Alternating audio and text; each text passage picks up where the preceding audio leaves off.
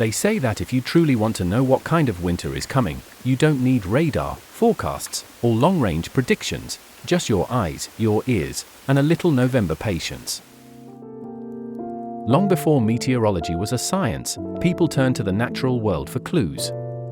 They listened to the rhythms of the year, watched the trees, studied the wildlife, and believed that nature itself sent warnings long before the first frosts arrived. Across Britain and beyond, these observations slowly formed a kind of seasonal folklore, a collection of quiet signs believed to reveal whether winter would be mild or brutally cold. And whether you believe these signs are ancient superstition or hard-earned traditional wisdom, there's no denying that many of them are rooted in centuries of close observation.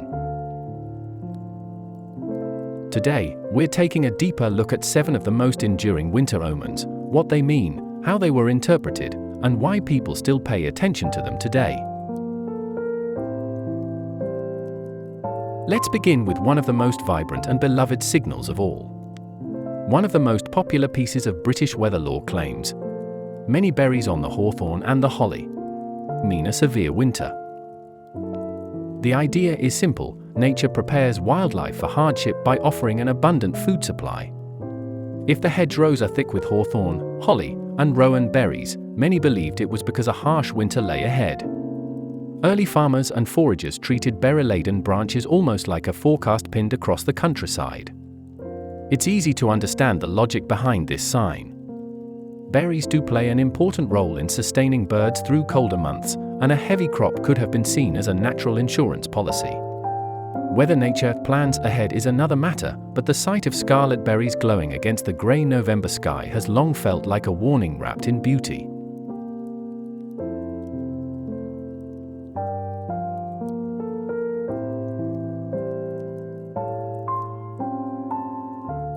Next comes a bit of domestic folklore passed down through generations: onion skin very thin, mild winter coming in. Onion skin thick and tough, coming winter cold and rough. This sign comes not from the wild landscape but from the pantry. People once believed that onions could sense the coming season during their growth. Thick, layered skins were said to form when a bitter, snowy winter was approaching, creating extra insulation for the bulb underground. Some versions of this folklore go even further, suggesting that the number of thick layers corresponds to the number of major winter storms ahead. It's a comforting idea that something as humble as an onion could whisper secrets about the coming cold. Whether or not there's science behind it, this remains one of the most charming and widely quoted winter predictions.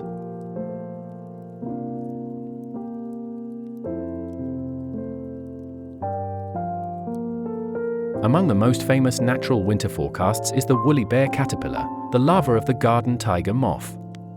This fuzzy creature has inspired folklore across both Europe and North America for centuries. The legend says that the width of its orangey-brown central band predicts the winter ahead: wide brown band mild winter, narrow brown band long. Another story claims that the woolly bear's 13 body segments represent the 13 weeks of winter, with darker segments symbolizing weeks of deep cold.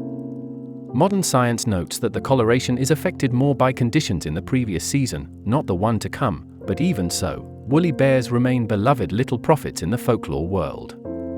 People still stop to inspect them each year, just as their ancestors once did.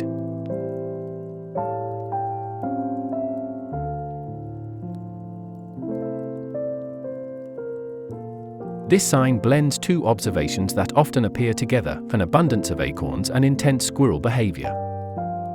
Heavy acorn years, known as mast years. Heavy acorn falls were traditionally seen as a warning of harsh winter. Ancient folklore suggested trees somehow knew a severe season was coming and produced more nuts to help wildlife survive. Squirrel hoarding folklore adds another layer: when squirrels early start to hoard, winter will pierce us like a sword. If squirrels gathered food unusually early, or seemed hyperactive, frantic, or especially busy, it was seen as a sign that long, freezing weather was on the horizon. People also believed extra bushy tails on squirrels meant strong winter winds were coming, as animals instinctively fluffed up their insulation ahead of time. No one knew the science behind it, but the behavior was watched carefully each autumn, and many still swear by it today. This sign is tied to one of the oldest dates in the seasonal calendar, St. Martin's Day on the 11th of November. The rule goes, if leaves fall early, winter will be mild. If they cling late, winter will be wild. Trees that hold onto their leaves after mid-November were believed to be bracing for a severe winter. Farmers paid close attention to oaks, beeches, and maples, noticing whether the branches were bare or still crackling with dead leaves late into the month.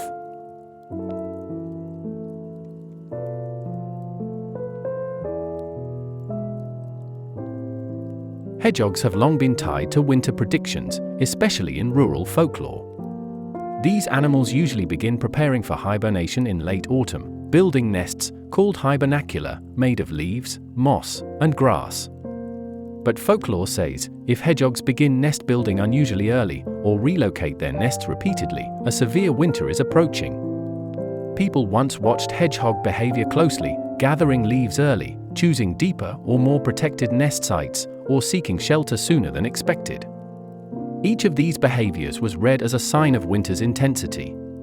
Because hedgehogs hibernate through the coldest months, their timing was believed to be guided by instinct, and therefore trusted.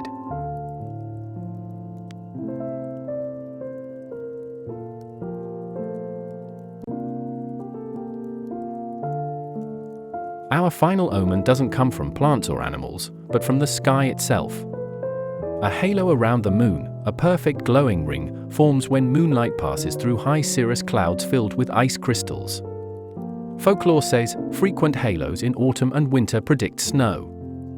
One halo is common, but seeing multiple halos in close succession was believed to signal that the atmosphere held large amounts of moisture that would eventually fall as snow once temperatures dropped.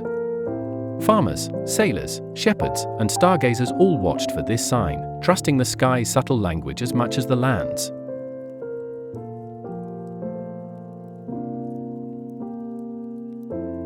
Or do you have your own local folklore that's been passed down through your family? Share your observations and stories in the comments below. I'd love to hear them. Thank you from the team at the Bear and the Garden channel. Don't wanna be in love if it's not with you. Don't wanna cry that extra tear.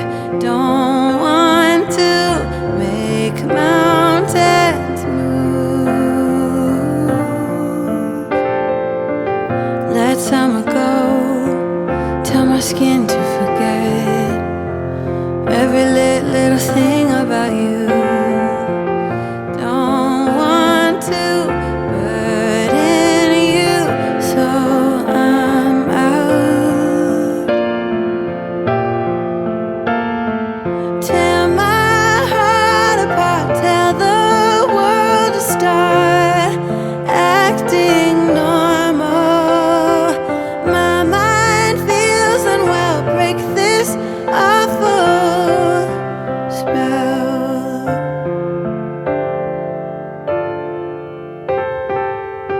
Hear me out, come down, so that we can lay still for a while.